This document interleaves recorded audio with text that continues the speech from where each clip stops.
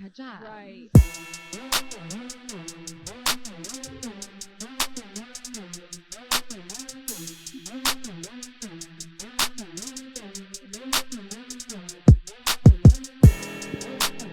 Welcome to the Too Much Dip podcast. It's Monday. My name is Dave. I'm back. I'm going to be hosting today. Coming to us from Coppell, Texas, it's KJ. I may be in possession of the world's ashiest or just windburned lips, I can say. One of the two is accurate. I thought you were having a mic issue you were about to discuss, the way you were looking at it. Did not expect that. I do hear some white noise in the background, and I was trying to see if that was on my end or y'all's end. Do either of y'all hear that? And turn up the speaker. I don't hear anything. Okay, it's probably my headset. So, people love when you talk about audio issues. So, Yeah, do we need to run it back? let's just dive right into the fact that I divulged to David. Oh, we haven't even introduced Dylan. How about that? No, It go doesn't ahead, do your matter. thing, man. Nobody Do your cares. thing. Hey, Dylan's here, everybody. More about you, I'm sure, later. But I told David what is an actual fact, that for the last 3 to 6 years, my in-laws, when preparing my little Christmas stocking, which I'm very appreciative of, I'm not here to discourage continuing to provide your boy with some lottery tickets, and various other items. But the most consistent thing in that stocking is like a 3-pack or 4-pack of lip balm. And I'm not somebody who typically carries around lip balm. So I've got like 17 lip balms, like just in a drawer and in my dot bag. Brought all of them to Vegas. Not all of them, a few. Didn't use any of them, and I am realizing I probably should have when we were out playing in 32-degree, 50 mile an hour winds, because your boy's in a rough shape right now. Yeah, that situation really lent itself to lip balm. What do you think? I brought some in as it affected me as well. I guess it's the that desert air. I'm not sure what's going on, but I got back to my room on Saturday with the driest lips in North America, and I dug through my bag hoping to find chapstick, and I did. And it was like finding water in the desert. It was absolutely an incredible moment for me. It made my entire night. So today I'm keeping that thing on me, strapped, David. Okay. I respect the vintage chapstick. You got like the OG classic right there. Yeah, dude. Does it get any better? I mean, Yeah. your boy's acting like Jack Black and Keels on retainer, but I'm a Burt's Bees guy. okay. I don't know. Respect. All right. Anyway, we should probably not talk chapstick the whole time. But it's been fun. Hey, did you guys have fun in Vegas? Sure. From what I remember, We're here, aren't we? Oh, shit. This guy drank.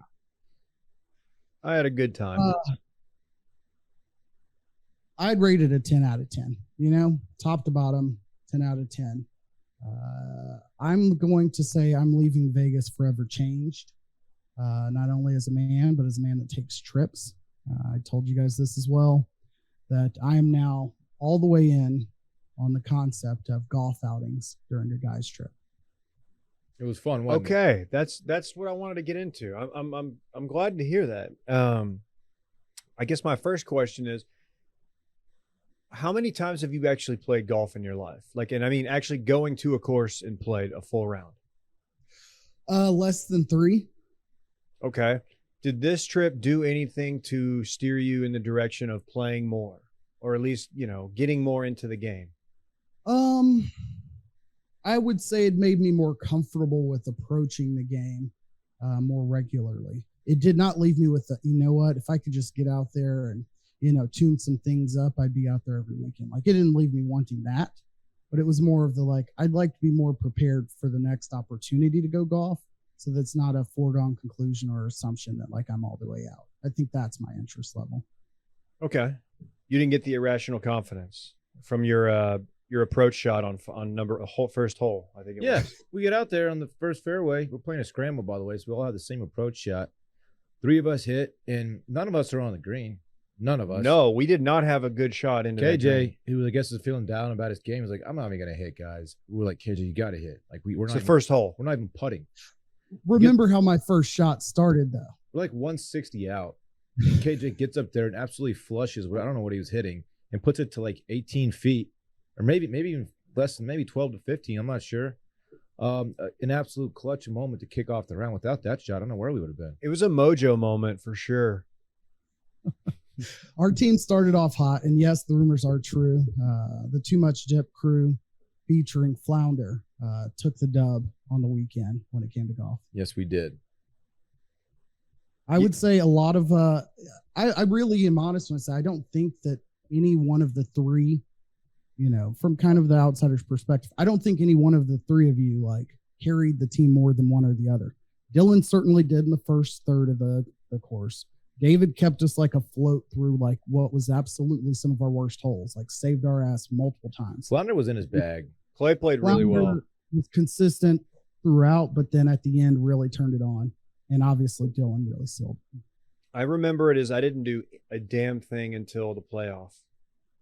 You got us on the island, whatever hole that was, 13 or 14, and none of the rest of us would have kept us in contention without that shot. Yeah, I pretty much was the hero of the day, wasn't I? The entire trip was basically about me.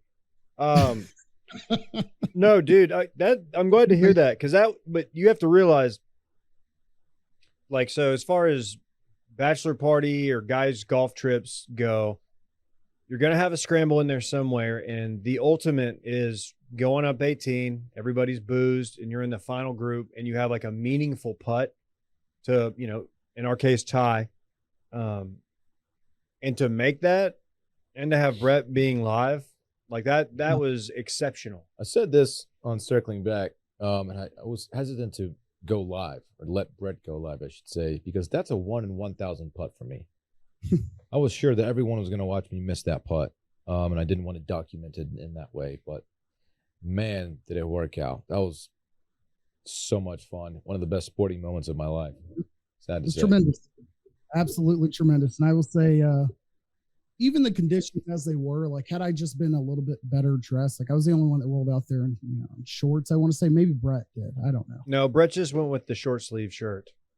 I mean, I brought a pullover, but I knew I was going to go shorts thinking, okay, no big deal. I just was not prepared for like the absolute worst of a wind chill situation.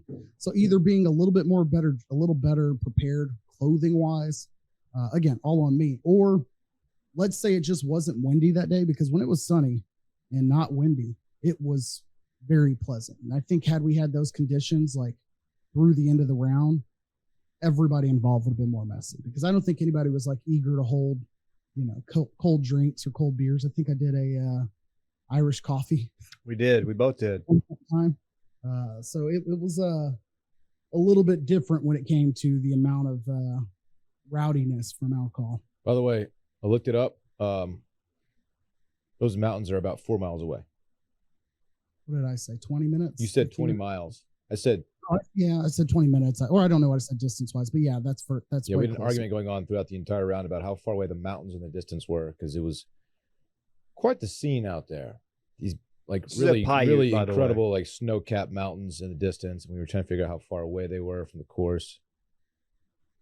Dave was saying it was like one of the most beautiful settings he'd ever played golf in. I agree with that, or I did say that, so I also agree with what I previously said. Are you including like Ditto golf course in Arlington? Yeah, I'm including all of the Dallas courses. I'm including Zebo's or whatever in Fort Worth. Lions and Lost Creek. Lions is Austin. I don't know what San Marcos's course is. Yeah, I just really enjoyed it because there are no homes on the course, which that doesn't mean your course isn't nice if there's homes on it, obviously. But sometimes when it's just home after home and that's all you're seeing, it's like, okay. And the fact that you were just sandwiched between these mountain ranges, I'd never seen anything like it. And then the climate was just wild. The climate shift. It was cool. Yeah. So yeah, I mean, it was one of my favorite as far as aesthetically speaking. I would also add this, that for any event that you do on a trip like that, it was the perfect distance outside of the location of like your party or your gathering. Again, guys trip, and say you're going from Whitefish to Glacier National. I'm just using this because it's something I've done recently. Like you don't want to be in the car for an hour and a half on the way there or back. And I don't even think you appreciated them as much if it's like only 10 minutes down the road, like you might for like floating the river or something like that. You've got to have just enough separations where you're like, okay, we're heading out to this event. There's anticipation, time enough to get through like one, maybe two drinks in the bus. And then on the way back, like not so long that like if you're just absolutely wiped, you feel like you've got forever to get back. And that 30-minute to 45-minute drive was, I think, the sweet spot for that. Because by the time we got back, we all had kind of decompressed a little bit and went straight into the dinner. Everyone was really relaxed at the beginning of dinner as well. Thoughts on the Knights game? Just from like basically like compare it to other games you've been to, like hockey games. I would say that it is probably no small statement that we have really catapulted Jack Eichel's career by being there and really pushing him to score his first goal as a Vegas Knight in Las Vegas. And then he went on to, seal the game a couple days later against the Senators. So a lot of that's credit to us. But in terms of the overall presentation, underwhelming compared to what I expected in Vegas. The area where we were with the food was above expectation for like an all-you-can-eat situation. That was great. Yeah, mine was salted by Salt Bay. We did miss the pregame, the intro, though. The pregame, like, hype scene. Apparently, they do an incredible job in Vegas, and we completely missed it. I saw like 5-ish minutes on some of the TVs as we were trying to locate it. Very poorly signed stadium. Can we all agree on that? Yeah, yeah, undersigned even. It was terrible in terms of finding the area we're trying to get to. But I did see they do like a medieval times situation like before the game. Yes, they that do. Looked okay. But, you mix in Salt Bay showed up. We might have had some other random reality TV actor type situation involved as well. But maybe we're just spoiled being in Dallas or having gone to events in Dallas. But every time they go on power play, you would get the equivalent of like a bowling alley strike/split, whatever. You know what I'm trying to say? The animations that pop up on the screen of the bowling alley is what they put up on the screen for the power play, and it covers the whole game. You don't even get to see the beginning of the power play or any of the action on the ice if you're watching the Jumbotron. So that was a little upsetting, but other than that, decent. Yeah, I thought it was tough to tell what the fandom's like because at least 45% of the people in there were Bruins fans. And because I don't know, I expected it's Vegas. They probably have a very rabid fan base that shows up, goes wild. And I think we were just surrounded by a lot of them. I think it was more like 20-80 because when Vegas scored, that entire arena went nuts. I heard a lot. There were a bunch around us, though. There was definitely a bunch around us. But I was just kind of looking around the stadium and I saw quite a bit of Bruins gear, which, I'm sure it's a fun destination if you want to go watch your team play somewhere else. Like, hey, may as well go watch them play in Vegas. I think it's genius. I agree. I would have said it was 60-40 Boston based just on the sound alone. It was just as loud when Vegas scored, which made me think maybe we're getting some piped in noise. But one thing I was kind of surprised / definitely not or disappointed about is it was very clear that the camera guy or the Jumbotron producer had only identified one attractive female in the audience. Yeah, and she got a lot of FaceTime 9 to 10 times throughout the game. And other than that, it's whatever you would imagine hockey fans look like. Yeah. And, specifically, we're talking about the young lady in the denim on denim fit. It was quite the talking point amongst our group. Yeah, again, definitely not an H thought at all, but no, I was surprised. Certainly not. Overall, it was fun. I got to see Eichel score a goal, got to see my Knights play live. Salt Bay action. What's your deal Dorn up on the Jumbotron was a great little surprise in there, too. Phenomenal. Overall success. Had a good time. Do you think you would have performed better than the gentleman did who had to make whatever best of 5 shots or best of 6 shots from beyond whatever center ice is? How many did he make?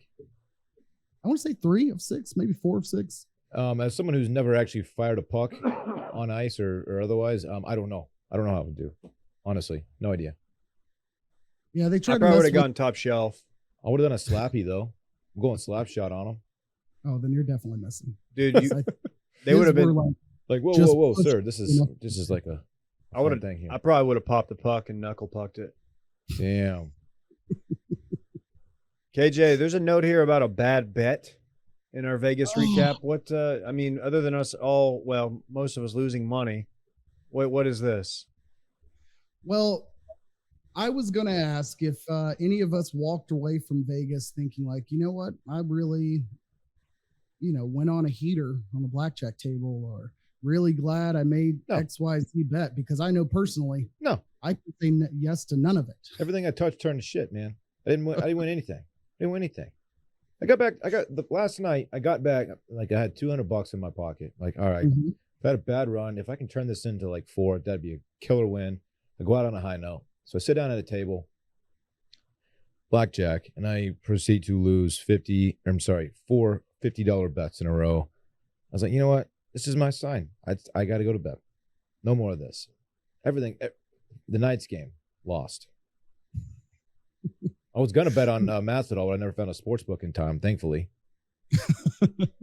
Did not have the Virgin Hotel Casino not having a sports book. In the The words were, it's not operating. We walked by it at the end, but it was, it left a little bit to be desired. But the hotel itself was nicer than I assumed before we walked in. They had some decent musical acts coming there, so I'm not all the way out on the Virgin Hotel, and their sportsbook scene was decent. Did you see you played there last night? Yeah, Jason Isbell, right? Isbell, man. Isbell, man. Sounds like he was there due to the recent feral hog problem. Just continuing to do an apology tour for all of that nonsense. Yeah, he'd like that one back. All right. Well, Vegas was amazing. You will see your boy back on the links, or the skins, whatever you call them in the area in which you hail from. Nobody calls it the skins. That's something completely different. This ties right into the, hey, we could tie this together. We've got a Combat Sports Minute because we did watch Combat Sports in Las Vegas. We thought about going. That was thrown out by a number of people, and I think I was kind of turned off when I got to the airport and saw the amount of UFC fans that were gonna be going, and I just saw one too many UFC / Let's Go Brandon get-ups for to be like, you know what? Maybe I don't really need to go to the event. I just don't want to deal with that. Yeah, when you get NASCAR / Boston Bruins in town and Colby Covington, and what I assume was like a vinyl siding convention going on all at once. It was textiles. Then yeah, your crowd's gonna be what you expect it to be. Quick aside, I assume y'all still have me on video because I see nothing on my end. Oh yeah, we got you. Yeah, we lost video, or I see KJ. I can see that he can't see us, but it's okay. Don't worry about it. Anyhow, so yeah, as far as the fights in and of itself, I feel like you had more expectations than either of us, be it about the outcome or even the environment of watching UFC in person somewhere like this. How did things compare to what you expected going into it? It was fun watching it. What was the place called? Money Baby. Money Baby. That's a fun place to watch a fight. Like all of the TVs, but all of the very, very large TVs. They've got a great setup. I don't think there's a bad seat in the house there. The food was good, but yeah, man, watching a UFC fight in Vegas, you're watching with a lot of people who are really, really into it. Some of them may have been with us, and it was fun. As far as the fights go, the main event, Colby and Masvidal, it was a good fight if you are a fight fan, but if you're just a casual and you all you had heard is that, like, okay, this is going to end. This is either going to be end in a knockout or it's going to be a 5-round. Colby just wrestles him to death for 5 rounds. you were probably disappointed to not see. You saw Masvidal land like one significant punch, and it did drop Colby for a split second. To his credit, he got right back up, but he dominated. He's the better fighter. I was kind of pulling for Masvidal. I hope nobody. I think a lot of people were betting on Masvidal based on my description of kind of what he brings to the table. But yeah, it was fun. It was a fun card. Greg Hardy got worked. That was probably his last fight in the UFC. KJ, I don't know. You probably talked to him on the plane a little bit. Yeah, Greg Hardy was on the flight with me, so it was great to size myself up against someone who's known to be just an outstanding human being and not capable at all of ending my life within moments. And I've got to say, wasn't that intimidated. But, the guy just got done with the fight. I'm sure he was just having a rough morning. All I'm saying is how did he lose the fight? How did he lose the fight? Did he get knocked out or? He got stopped. It got stopped. He got ground and pounded. Guy was just waylaying on his head. KJ, was he wearing sunglasses? I don't think so. He was wearing a beanie pretty low, but no sunglasses. So I don't think he didn't have like visible, cut repair, you know what I mean? Like Band-Aids or anything like that. He was just walking a little slow, but otherwise he looked all right. Nothing at all like when I saw Tyron Woodley in the airport years ago and he was using a walker, likely after hip surgery or something, but that was pretty troubling. Dylan, did you see more rabid UFC fans or just like testosteroned out guys at the event, or fewer than you expected? And or how many like Affliction shirts did you see? Fewer than I expected. The only Affliction shirt I saw was in our group actually. Someone who was a member of the bachelor party group had one on. Other than that, no, I did see in the airport, actually, there's a group sitting next to us of guys that had all clearly been fighting. I don't know if you saw them, Dave. They were like young looking dudes. I don't know what they were a wrestling team. Were they? Yeah, I couldn't make out the school, but they all looked fucked. Their faces were all fucked up. Are you sure wrestling? Because I saw some black eyes, some cuts over cheekbones. I was wondering what they were doing because a couple of them had like so-and-so. There was a logo and, wrestling. Okay. So but yeah, that was a rough looking crew. They looked like they had gotten in a few scuffles. But I feel like that's kind of the expected scene after a fight like that. Like,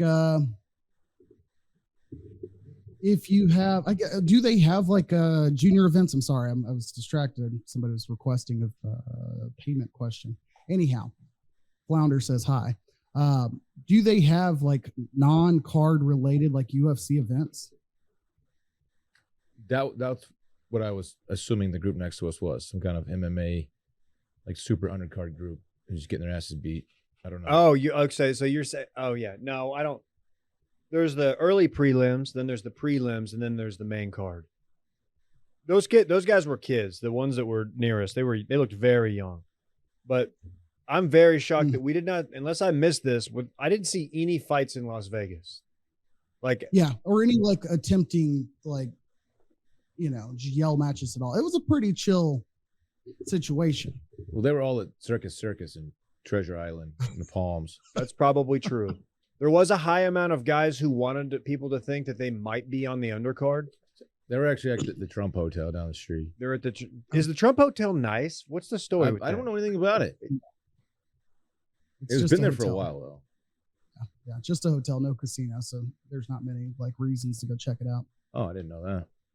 Yeah, but yeah, you got to assume that Vegas fight night could be a little bit rowdier in places. I'm just happy we weren't in one of those places. All around good experience. I was looking at the upcoming cards. Got the Korean Zombie headlining the next UFC event, UFC 273. It's a great card. And then for 274, later into the summer, sorry, I just clicked away from it. Justin Gaethje back. Yeah. Yeah, dude. Korean Zombie, Will's favorite fighter versus Volkanovski. Guy with I don't know his weight. He used to play rugby and he played at like 240 pounds or something, and now he fights at whatever he fights out, like sub 150. 5'5", 145, 33 years old. He's 23-1. I've never seen this guy's name before, but I am very interested. His legs are a problem. They're absolutely just insanely thick. Interesting. Now the craziest story, Cain Velasquez, former heavyweight champ. Are there any more details? I mean, he's been arrested. He is in jail for attempted murder as we speak. After he went after somebody who allegedly molested a family member. Right. So when Dylan and I touched on this story, when Dylan and I briefly covered this story last week, his arrest had just happened like the day before. There weren't many details.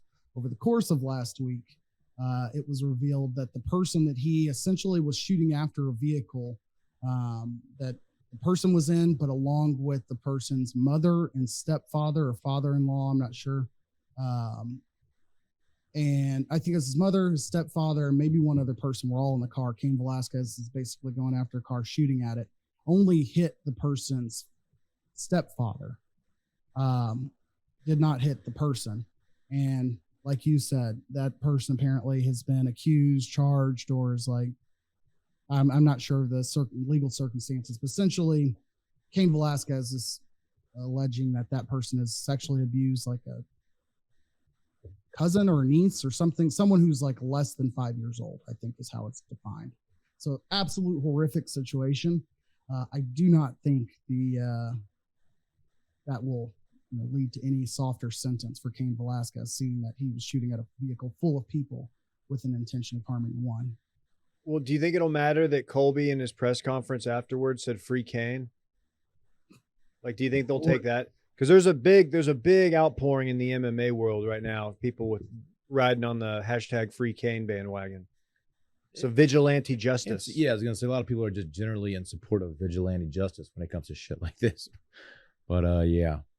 And I would say understandably so, but it's probably also a good reason why that's not okay. Being that, like, again, Cain shot somebody that wasn't the guy accused of these horrific crimes, and that's what you can't have happen. So Joe Rogan says he said it was good that the guy got what was deserved of him in pre-games, and Michael Bisping kind of agreed, and he was like, well, but it's unfortunate that he actually shot the other guy. What I wish he would have done is run the car off the road and beat him to death with his hands. Oh, okay. So, the voice of our nation speaks.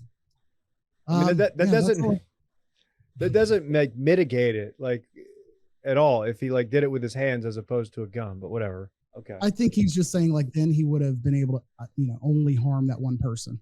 Oh, that's true. That's true. And the run the car off the road situation, then clearly nobody else would have potentially been harmed. Yeah. Some people would have just called the police. Just saying. But who knows? Maybe they've exhausted all options. I don't know. More details to come. Hey, before we get into the NFL Combine, we give a shout out to our good friends at Roback. Oh, yes, we can, Dave. Code BACKER20. That's code BACKER20 for 20% off your first time purchase. Roback, performance polos, QZs, hoodies, hats. Their athletic tee, performance tees are, I wear them pretty much daily for every time I work out, that is. Absolutely love them. Their QZ, wore one playing golf the other day. Their hoodies are incredible. Big fans of Roback. They've been supporting us for a long time. Support them too. Don't forget to load your cart before you check out, because it is a one-time use code, people. BACKER20 for 20% off. Check it out. Man, we were glued to the Combine. We were just in the sports book just hooting and hollering for the Combine. Boys were buzzing. You know what I like about the Combine? I usually appreciate Combines like years after they've been conducted, because you look back on players like a guy becomes a star in the league. It's like, oh, how do you do in the Combine? And you pull footage of like some, at the time, unknown guy who just has a freak performance in the Combine. Okay, this is actually some pretty cool shit. I love it, man. It's tight. Do you like it enough to like sit down and watch it? If I see it on, I will stop. I will tune in. Yes, absolutely. KJ, give me what was your Combine score? my combined math and reading was, well over 1,800, but nobody was asking about that. Wow. Actually, it wasn't 1,800 back in the day. I think that was the max score. So it was like over 13, but no big deal. All of my measurables would have put me squarely on we expected a lot more out of them day lists that you see. As you read through like the winners and losers list for the NFL Combine, there's always, somebody that pops up as having a disappointing day, and you look at their numbers, you're like, it's fine, look good to me. Isaiah Spiller, running back out of Texas A&M, which that was my point of establishing a bad bet. I'd like it to be here publicly stated that your boy is absolutely on board with those Texas A&M Fighting Aggies to win a national title in 2023. I've placed a bet. I will be looking to collect next year. Was that the bad bet that we were talking about earlier? Yeah, I just forgot about it because I couldn't remember what the hell I actually bet on. I lost. Wait, like you actually placed that bet? You did. Yes, I did. I lost 3 parlays. I lost all my MMA fights. My blackjack game was absolutely garbage, but I am all in on the 2022 to 2023 Texas A&M Fighting Aggies. Go Jimbo. I hate it. I don't like it, but I don't know why I did it. I just need an SEC team that had better odds. How about the Bears? There you go. Kalen Barnes, cornerback out of Baylor, ran a 4.22 officially. Would have been tied with the combine record set by John Ross back in 2017. Wide receiver for the Cardinals for a while, and the Ravens, and I'm sure the out of order there, but speedster slot guy. Is Kalen Barnes a name we should have known before the combine? Did he contribute at all? I mean, he was definitely not the marquee player on that defense. Like, what's his name? But you get like you get like the fact that it's a fast defense pretty quick when you're watching them, but did not have 4.2 speed anywhere in the mind there when I was watching that. And then they turn around and had a wide receiver from Baylor also put up a 4.2. Tyquan Thornton's a name. Yeah, he's a baller. I don't know where he'll go. I don't know. I mean, he was probably projected late rounds. I mean, I guess when you do that, when you go out there and have the fastest speed, he was the fastest wide receiver, right? I believe so.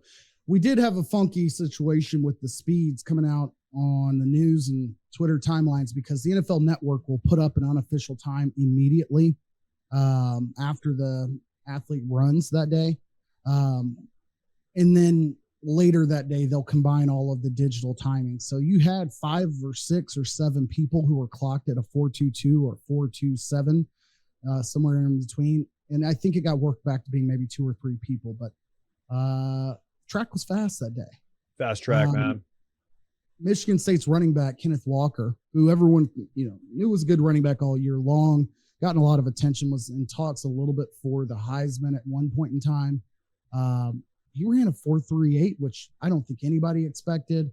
Liberty's quarterback, Malik Willis, who's been on the top of a lot of people's quarterback draft lists, just had an all-around solid combine. And then you had Desmond Ridder, quarterback out of Cincinnati, who his measurables are incredible. He ran a 4.49. He's like 6'4", stacks a lot of wins. He's getting a lot of Marcus Mariota comps, which not a bad place to be. I think, maybe calling him Ryan Tannehill would be a fair comp as well. But, whatever you're looking for, I think he will contribute at a high level. Now, the one headline or the 2 headlines that stood out the most: Jordan Davis, defensive lineman out of Georgia. That's what I'm looking for the name on here. No. I saw the video of it. My jaw was on the floor. Thank you for finding that. Yes. 340 pounds.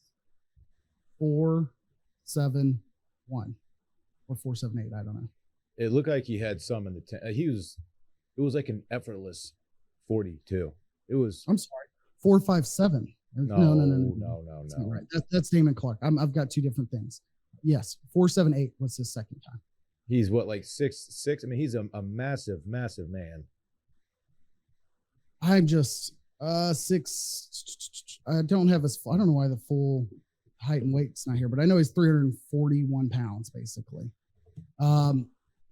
he's a full second faster of any player of comparable size in the combine. So he's 6'6", and official height is 6'6" and 3/8. Holy shit! And he weighed in at 341. This shit's unbelievable. That's a man. dude who, like, after every game, he's the Georgia guy, right? Yeah. After every Georgia game, you'd see, the guys who do the all 22, and they go back and they like highlight, watch this dude, and like he's faster than everybody on the line. It's insane. Yep. He plays fast, so like he's first round, right? He's that dude. Oh yeah, he might be top 15. I think he was sitting anywhere between like 14 and 18, and I think this might creep him up into top 10 discussions, but it's going to be more based on needs. I think that will keep him out of there, but highly desirable. Tristan Wirfs, a tackle out of Iowa who plays for the Buccaneers, who was at 320 pounds, had the longest broad jump of any 300-pounder, period, because most don't do a broad jump. So it doesn't matter. He had jumped at 320 pounds, 10'3". Jordan Davis, as we mentioned, at 6'6", 340. He jumped 10 foot. I'm sorry. Tristan Wirfs jumped 10'1". Jordan Davis jumped 10'3". Damn. Coming in at 21 pounds more than Tristan Wirfs. Like, the guy's a freak athlete of the highest order. Someone who also is getting kind of freak comparisons are Kenny Pickett's freakishly small hands. That's tough. Who was the last guy to come out? Burrow. Was it Burrow? Yeah. Yeah. Much was made about his hands being too small.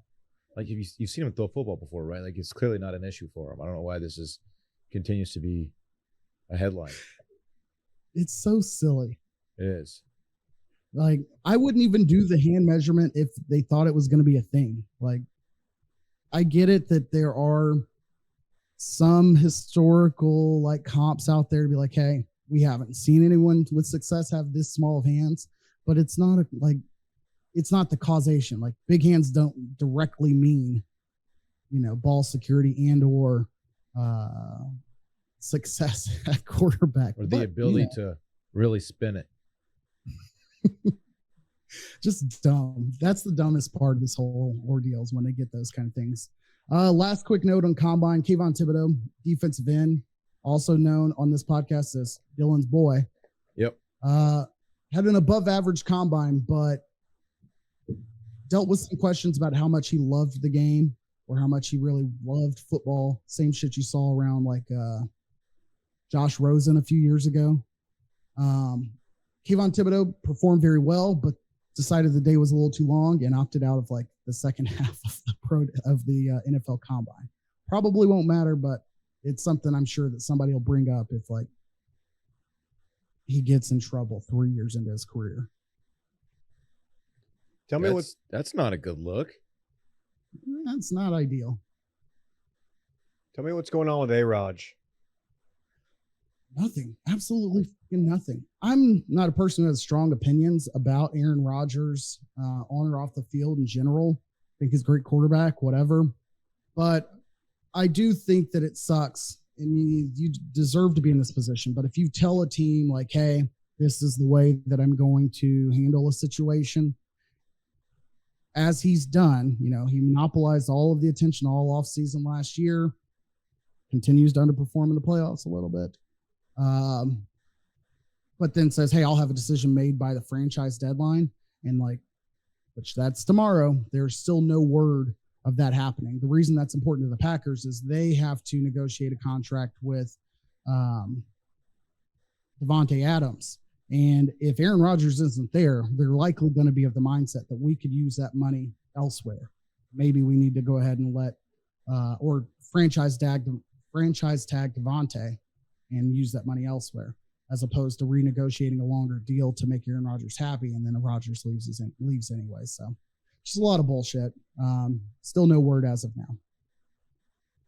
Okay. I don't know how into the weeds you want to get on the Cowboys stuff, but pretty prevailing thought is that Amari Cooper will not be a Cowboy. Will DeMarcus Lawrence be a Cowboy? Saw that one today. Not happy about that one. That seems more. Asked him to take a pay cut, and he said, "Nah." I can't believe he didn't want to take a pay cut. What are we like 25 mil over the cap? It's what the Cowboys do every single time they get 3 years into one of their big players' contracts is that they renegotiate or restructure it and stretch it out, and from the big parts being paid over the next 2 years to the big parts being paid like over the next 4 or 5, and moving money into sign-on bonuses. And he said, no, I'm good. So Yeah, you got to think that Micah Parsons' emergence has a little bit to do with their confidence in having to ask that question, but I'd be shocked if they put out. And I guess Randy Gregory having an above average year too had a lot to do with it. Now he's up also. He's free, right? They need to negotiate a deal with him. And I guess if Marcus Lawrence isn't willing to take a pay cut, like there's only so much money you're going to commit to that position group. I'm okay with seeing Amari go. I like Cowboys fans will not agree with me on that one, but I don't know, man.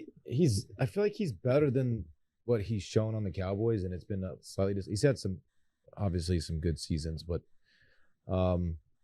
if Gallup stays, is Gallup staying? Do we know? We don't know yet. Yeah, but Gallup's going to be coming off that ACL also. Yeah, which can be done this year. What's up? I thought he was doing Coachella, not ACL. Come on, KJ. We're trying to do serious sports talk here. It's what people tune in for, to learn some stuff about the sports. You feel confident with Gallup and CD Lamb is what I'm hearing.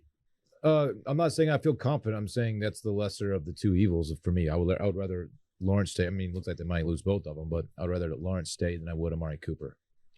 I think he's more of a difference maker at this time for the Cowboys. I've lost confidence in Dak, and which sucks because I like the guy a lot, and I just don't know what it's going to look like without Amari, because Amari is very, very consistent. Like, my only issue with him is him staying on the field. But I don't know. I guess I like CD a lot too, but CD for me through 2 or 3 seasons feels like a really, really, really good second option right at this point in his career. And I hope I'm proven wrong. And it might be a lot of it is I just don't think they've used him right. And that's not Dak's fault. That's Kellen Moore. That's your scheme. But I don't know, man. This thing might be a struggle on that side of the ball next year. I would say I'm looking at the numbers for Amari and DeMarcus right now. If you designate them as a post-June 1st release, it would save the Cowboys a combined $39 million in cap savings. You'd end up with about $10 million in dead money. In order to trade them before June 1st, you end up with $25 million in dead money and $25 million in cap savings. So it's just not beneficial to trade until at least June 1st, or to cut them after June 1st. One of the two is going to happen, but they're not going to get cut. They might be designated, but it won't actively happen until June, basically. Yeah, and I'm seeing some rumors that the money they save, they're going to go out and get re-sign Garrett Gilbert. They're making Garrett Gilbert an absolute priority. They're bringing Double G back. You got to love that, Dylan. Dylan, tell us about what's going on here in college baseball. Ooh, yeah. There's what was it, the Houston Classic, some kind of tournament in Houston at Minute Maid. There's some baseball being played in a professional ballpark right now, which is super exciting for some people. Yeah, little tournament that the University of Texas participated in. Overall, solid tournament. Got a couple wins, but then got their first loss of the season. The Hispanic Titanic, Ivan Melendez, dropped another absolute bomb up on the train track there at Minute Maid. But they lost 5-1 against the Bruins of UCLA. Wow, so they got to get back to the drawing board, right? I mean, they're done. It's baseball. You're gonna drop a game here and there, so it's fine. I thought they would go undefeated based on how you were talking about them. The team is top to bottom. It's the most well-rounded baseball team in the country. The pitching has been incredible. Yeah, the Bruins hanging 5 on them. I think the most they'd given up all year was like 1 run. So it's quite the season so far. Caught the L. That's quite all right. still gonna be ranked number 1, or they should be anyway. We'll see how it goes. I'm gonna catch some more games, man. Now it's gonna get warmer outside. I gotta take the homie to a warmer game. Y'all should come. I was just pulling up the schedule to see what the most appealing games on their remaining regular season schedule would be. And I am seeing here they beat Tennessee and LSU this weekend.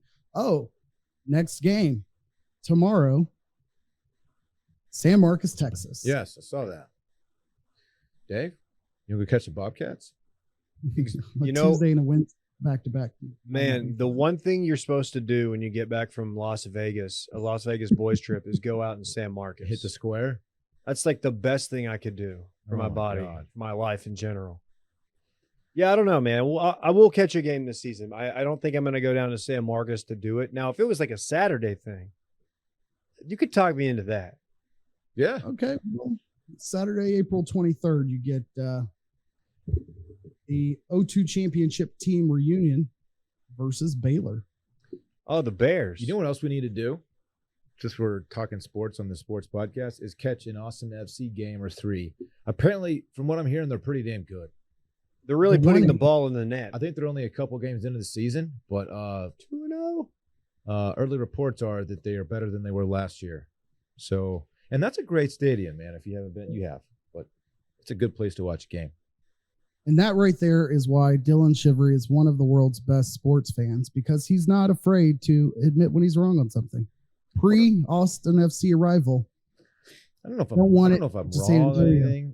post, all in. I don't on the love Bears. soccer still, but if Austin were to get like a legitimate team, that's better than not good. Better than not good. You know what You- I mean? I Is there think it's a part good of thing. you- I agree. I think it's good. I disappointed the world by not trying to attend a college basketball game by myself on Thursday, because it turns out that the West Coast Conference tournament, the way that their top seeds work, they get a bye all the way into the semifinals. So Gonzaga was not in action. Not saying I actually really looked that difficult or looked that hard, but they weren't playing yet anyway. Who was playing was Coach K at his final home game at Duke against the UNC Bruins, and he lost. It was just so sad to see him cry. Just such a good guy. Everybody loves him. Did he get a little chippy on the mic? I didn't hear it. What I miss? From what I've seen, I've seen some chatter. I saw a clip. I couldn't tell if the clip was actually from his like post game, like address the crowd, thank you for everything speech, like walk off speech, but like asked some people to pipe down or something. It was kind of a weird situation. It could be Was this after the fact? After the game? I think, yeah. Got a little chippy. Interesting. Well, Gonzaga's still number one heading into the final weeks of their tournament. You've got conference tournaments all week.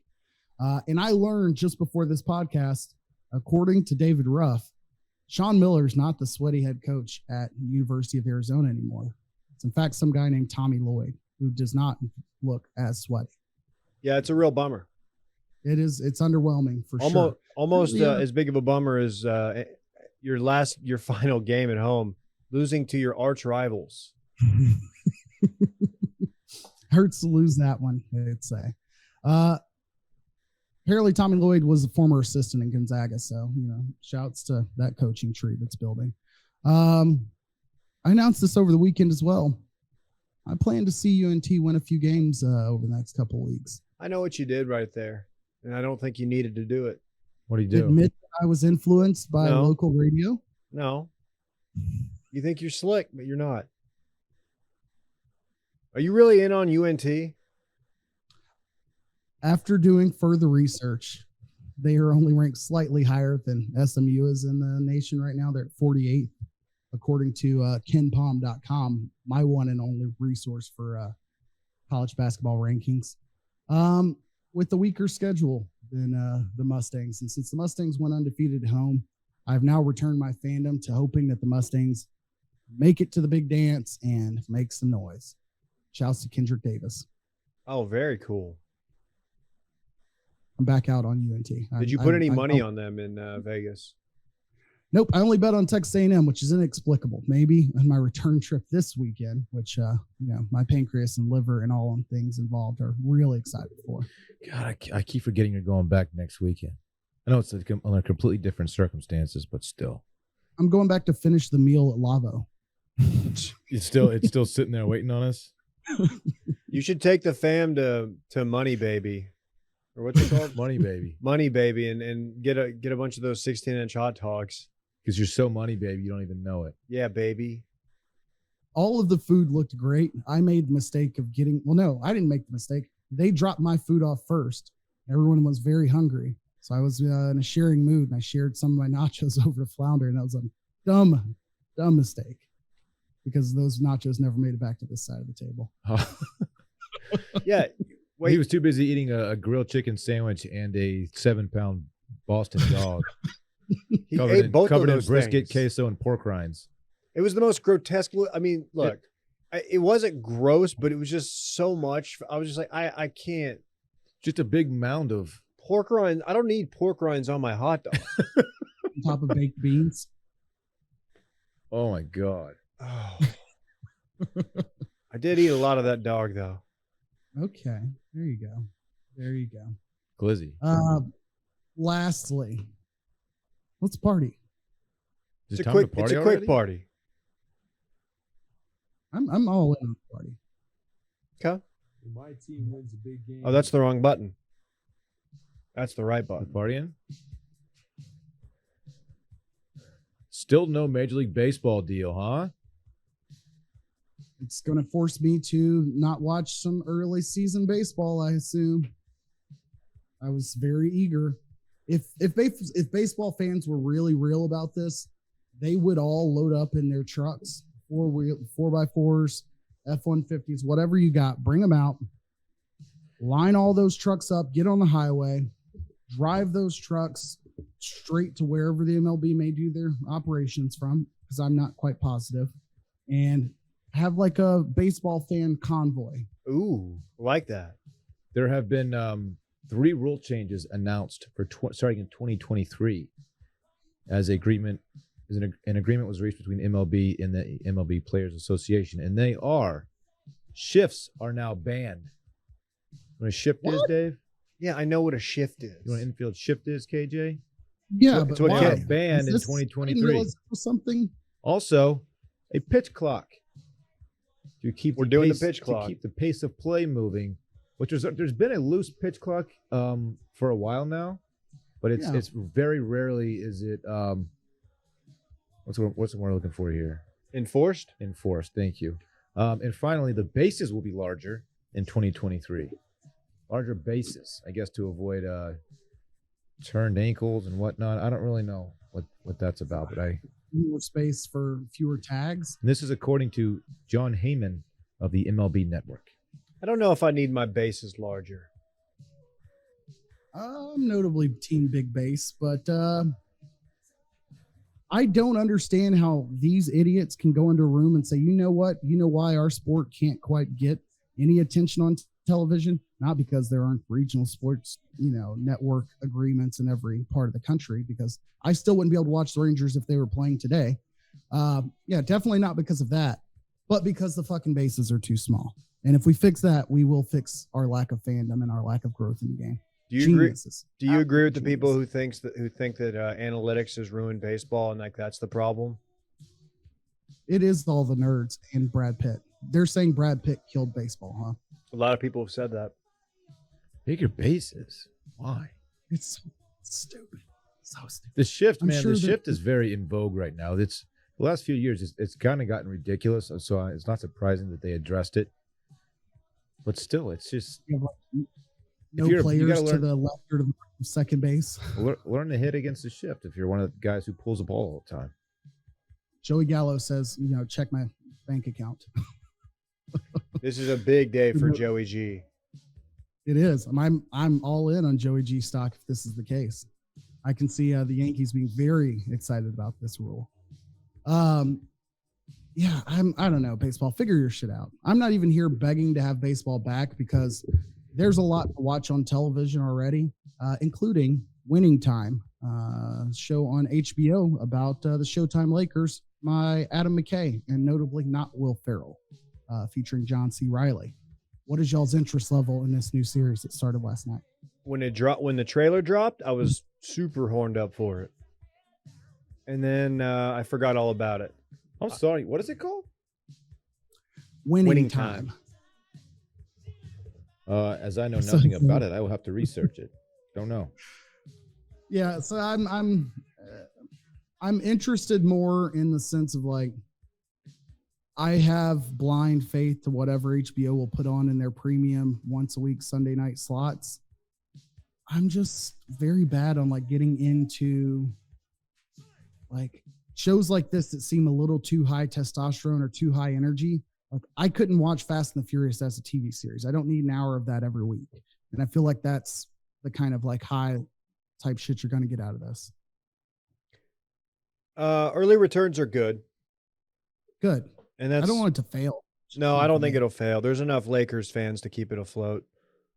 And I don't think it's like a puff piece, basically. It's not going to get into the serious, like the underbelly of the Los Angeles Lakers.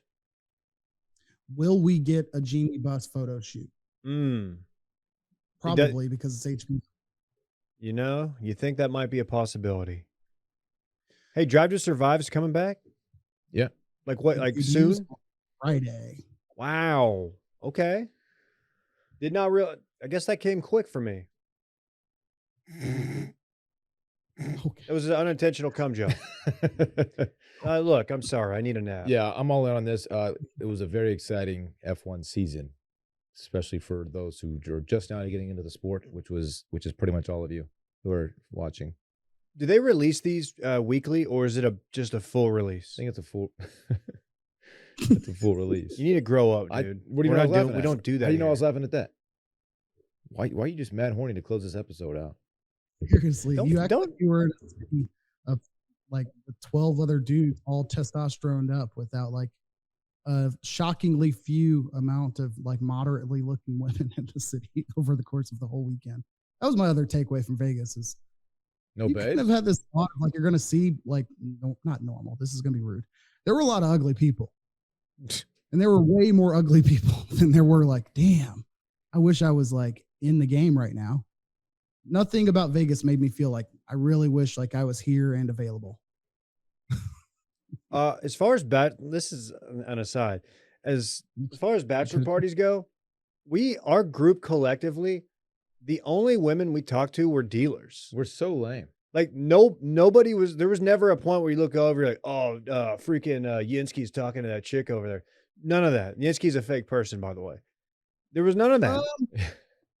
Yeah, in that regards, yes. There were common conversations like at one point in time, like we're sitting in like a high rollers area and there were people there, but it wasn't a situation which like you're like talking to people. Yeah, I guess KJ hangs out in the high rollers area. If the wives like mic'd us up just to like spy on us, like I hope they're behaving, they'd be like, they would have tuned out by like day 2. Like these guys are just lame. They're making my wife would be jokes. Like, I can't believe he workshops these jokes and they're still so fucking bad. Nah. They're just talking about boners and being idiots. But yeah, Drive to Survive. I can't wait to watch it. We'll watch it. We'll all watch it. It's a great show. Discuss. Great. It's the number 1 F1 pod in the world. Without baseball, we really need F1 because you know how we are all about that early season baseball drama. I was actually excited about baseball. I was going to go to some Ranger games, and I know it's still the season's going to happen, but it's labor disputes are just such a power down for me. You mean you'd think people don't want to hear about percentage change and all that? My last, I guess, my big overarching thought on this is like with the other sports, you usually realize the fact of like, man, the pot's just getting bigger. More and more people are watching football, sometimes basketball, whatever it is. And with baseball, no part of this conversation has included much discussion of over like making the games more accessible, with one minor like rumbling from Peacock, like acquiring some games or something like that. Like baseball is really, really, really missing the mark if they're not like going to Jeff Bezos and saying like, hey, can you just buy this shit for us? Keep dropping MLB in the league or the show or whatever. And so KJ's all in, but otherwise they They need to do something. Boom. Yeah, There it It's a my real KJ Toriel. coherent thought there. All right. Run it I back. gotta go dry these lips or moisten these lips, one or the other. Run it back, Yeah. Dorn. We got a quickie and a shorty here. I could probably have said that much better. You did a quickie with a shorty, huh? We're gonna run it back real quick. Is what I'm trying to say. Of course, run it back is the segment during which we talk about what we already talked about. KJ's a big golf guy now. I think that approach shot at number one really cemented that. With Bruins fans, NASCAR fans, MMA fans, and the textiles convention in town, the people in Vegas were surprisingly non-combative Also ugly, according to KJ. and also not attractive whatsoever. Now it makes sense.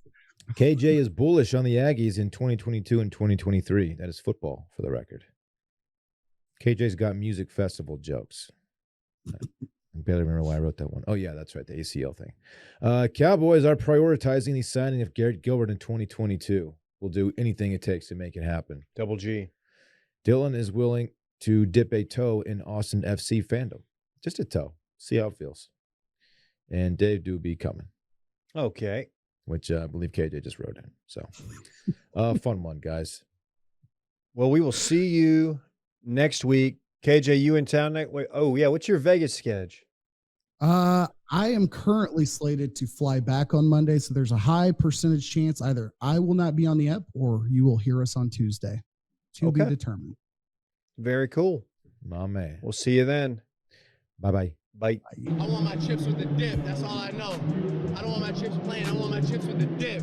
So bring them dips.